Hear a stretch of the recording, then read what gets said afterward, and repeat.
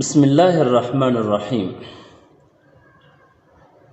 بدی کا ارادہ اور ظلم کی نحوست سارے ملک کو برباد کر دیتی ہے۔ ایک بادشاہ سیر کو نکلا اور ایک گاؤں میں ایک ایسی عمدہ گائے دیکھی جس کی مالک اس سے دودھ نکال رہا تھا، اور اس گائے نے بہت زیادہ دودھ دی۔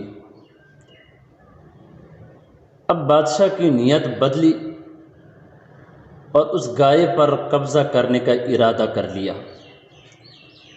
اگلے روز اس گاؤں میں پہنچنے کے بعد دیکھا اتفاقاً گائے کے مالک اپنے گائے سے دودھ نکال رہا ہے، لیکن آج اس گائے نے کم دودھ دی۔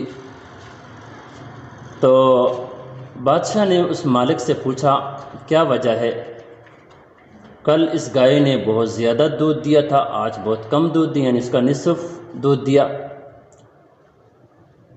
تو اس مالک نے کہا ہو سکتا ہے کہ ہمارے بادشاہ کسی پر ظلم کرنے کا ارادہ کر لیا ہے۔ جب بادشاہ نے یہ سنا بہت شرمندہ ہوئی اور فوراً اس گائے پر قبضہ کرنے کا جو ارادہ تھا اس کو دل سے نکال دیا، اور اسی وقت اس گائے نے بھی مکمل دودھ دینا شروع کر دیا۔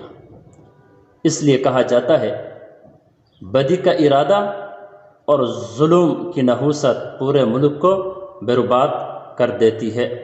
ہم سب کو اپنی نیتوں کو اچھا کرنا چاہیے، اس سے پورے معاشرے پر اثر پڑ جاتا ہے۔ اللہ رب العزت ہمیں سمجھ نصیب فرمائے۔